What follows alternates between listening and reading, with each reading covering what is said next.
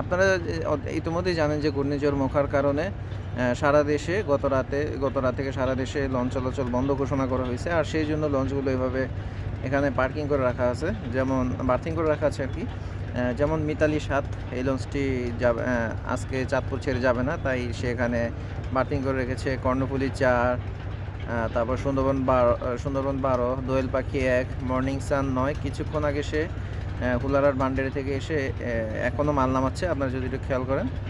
সে ছেড়ে যাবে না, যার জন্য এখানে সে বার্থিং করে রেখেছে। গতকাল রাতে রফরফ ২ ছেড়ে যায়নি চাঁদপুর উদ্দেশ্যে, কিন্তু সে চাঁদপুরে যাওয়ার জন্য কিন্তু সদরঘাটে গিয়েছিল, কিন্তু হঠাৎ তখনই ঘোষণা আসে যে লঞ্চ চলবে না, যার জন্য রফরফ ২ আর ছেড়ে যায়নি। রফরফ ৭ ছেড়ে যায়নি, আবার জমজম ৭ ছেড়ে যায়নি, কুয়াকাটা ২ ছেড়ে যায়নি। তো এখানে যে লঞ্চগুলো দেখতেছেন, এরা যেহেতু লঞ্চ চলাচল বন্ধ, তাই এখানে লঞ্চগুলো সব